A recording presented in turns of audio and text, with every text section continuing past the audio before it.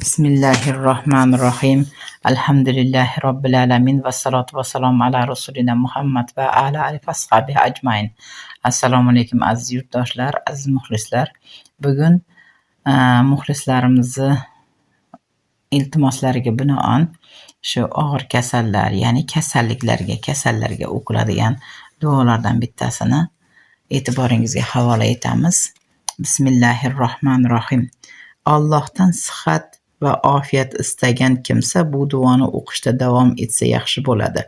Dunyo va oxiratning fayzi, najotini istagan kishi bu duoni o'qishda davom etsa ko'p yaxshiliklarga erishadi. Dinini, dunyosini, moli va oilasini qo'riqlashni istagan kishi bu duoni kechasi va kunduzi o'qisa kam bo'lmaydi inshaalloh. Qilgan gunohlarini kechirilishini istagan kimsa bu duoni o'qisa noumid bo'lmaydi. O'zini keladigan xavf-xatarlardan qo'riqlamoqchi bo'lgan kimsa bu duoni o'qishi kerak. Ilm istagan, yaxshi axloqli bo'lishni orzu qilgan va Alloh qo'rquvi, taqvo va go'zal tuyg'ularga ega bo'lishni istagan kimsa bu duoni o'qisin. Yotayotganda va turganda bu duoni o'qishda davom etsin. Buning fazilati juda ulug'dir. Allohning roziligi va payg'ambarimizning muhabbati bu duoning ichidadir.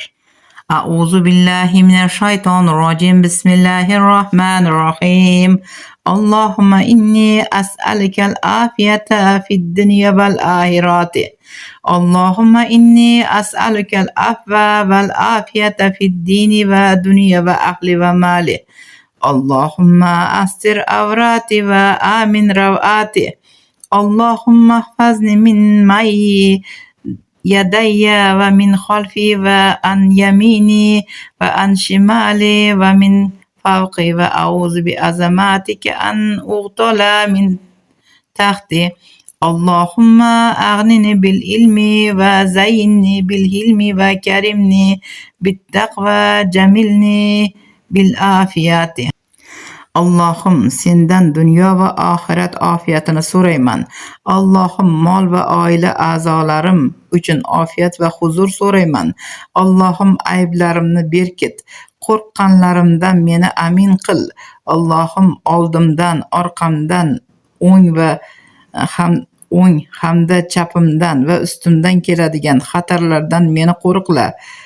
Azamatingdan senga yuklanaman. Ostimdan keladigan xavflardan ham sendan madad so'rayman. Allohim, meni ilm bilan boyit, hilm ila yumshoq fe'lli qilib ziynatlantir.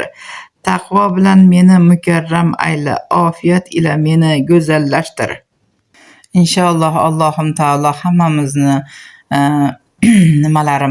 taqdirlarimizni go'zal qilsin, yaxshi niyatlarimizga Allohim yetkazsin, kasallarimiz shifo topsin inshaalloh taolo. Rahmat.